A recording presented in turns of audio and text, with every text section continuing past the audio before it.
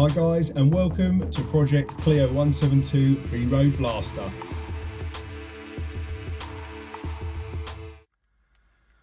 Moment of truth, boys. 8 months since it was last started. Let's prime the old pump up. Doesn't sound very good, no fuel pump priming. Oh, there we go. Come on, race car.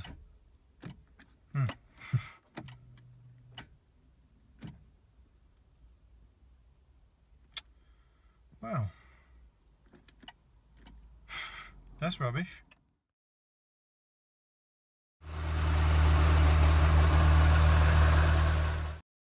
With the Clio out of storage, it was time to get it detailed as it spent a long winter outside.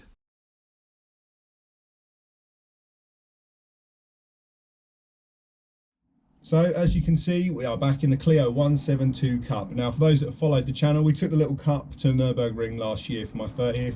Had a wicked time with my brother. Now when I left the Nürburgring, I said to myself, I'm going to build this back to how my old silver Clio was. For those that know me years back, I had many of these cars, had a business working on them, so I'd always wanted to get back to the silver one that I'd unfortunately sold. So we started the progress of stripping it all out, and as you can see, this is the part one of the video where all the interior has been redone, and it's not just a rip out where it looks like it's half-assed job. It's had it all painted, I've had the harnesses done, I've had the loom cleaned up, so it looks, well, I think, a really smart little job. So in this series we'll be going through obviously the interior changes, the engine upgrades, the exterior upgrades, coilovers, what we'll be doing to the wheels, what tyres we'll be running. So hopefully for those looking to do the same thing, it'll be really informative and give you guys a good idea of how to get stuck in as we'll go step by step on the build progress.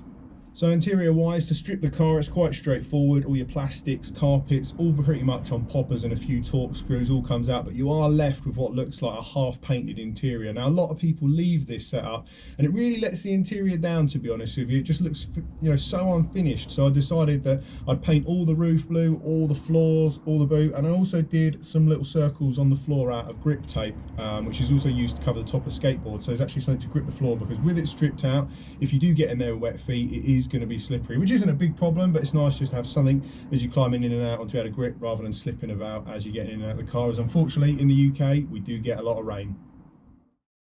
So with the interior all stripped out, the rear seats removed, front seats removed, a lot of the plastic trim came out, and you're left with what looks like quite a state of an interior. Now a lot of people get into the habit of leaving it like this, so I went to the effort, stripping it all out, removing any unwanted metal tabs that were on the bodywork, because I never planned to turn it back to a road car again. So it's simply a case of take all the loom out, all the unnecessary speakers that I wasn't going to use anymore, because I wouldn't have any use for a radio system with a lack of sound deadening. It would be horrible in there. So spent my time, got everything cleaned up, and then it was onto the painting. Now I ordered some cans online that were colour matched to the bodywork, so it's just a case of prepare the inside, panel wipe everything, and then obviously just lay down your colour.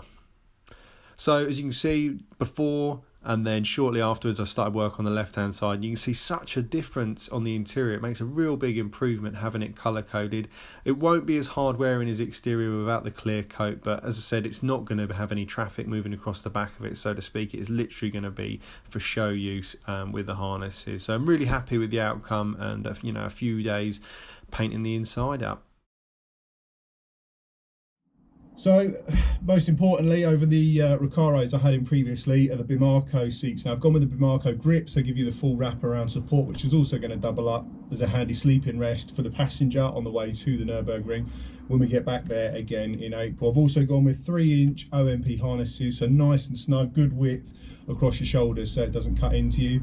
And then obviously standard rails bolting it to the floor. I mean, it's pretty low. I'm 6'2", and as you can see, I've got quite a bit of headroom on the car. I've also got a Saybelt steering wheel to go on. Now I haven't put this on yet because I didn't want to get it covered in paint, because it's like a suede feel, so I'm saving that to till all the tracking's done, and then we'll get that fitted to finish off the interior. We've also got a little upgrade for the gear stick, so we'll follow that in another episode. A nice little bit of kit from Pure Motorsport to add to the interior, which is also going to sort of tie in with the engine upgrades.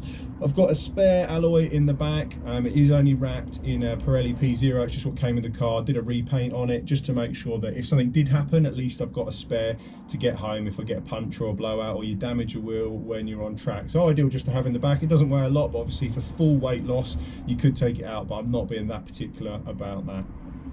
So the plan for the little 172 Cup is to get it to about 900 kilos with fuel in it. Now I don't expect that to include the driver, and we're going for around 190, 195 horsepower. I'm not going to get caught up on the BHP. We've got some engine work going on with the RS2. We've got some cam timing to play with. If it makes 186, 187 on Surrey Rolling Road, I'm not going to lose sleep over it. The worst thing you can do with an NA engine, as I've discovered over the years, is go chasing power, because it gets so expensive for such a little gain. You're better off upgrading your brakes, upgrading your suspension, upgrading your tyres, and upgrading yourself. So if you're doing any sort of driver tuition, it can make such a difference to getting the power down on circuit. So many people get it wrong. I'm not going to sit here and say I'm an expert at it, so I'm sure there'll be improvement there for me as well, so I may look into tuition next year, but we'll see how it goes. We'll get the car on the road, do a couple of shakedowns, see how it gets on, and then obviously everything's working correctly, it should be back to the Nürburgring. So the finishing touch to the interior was to simply install my homemade sun strip, now which I just did with Plasti Dip. Works really well because you can remove it and adjust it at a later date if needed.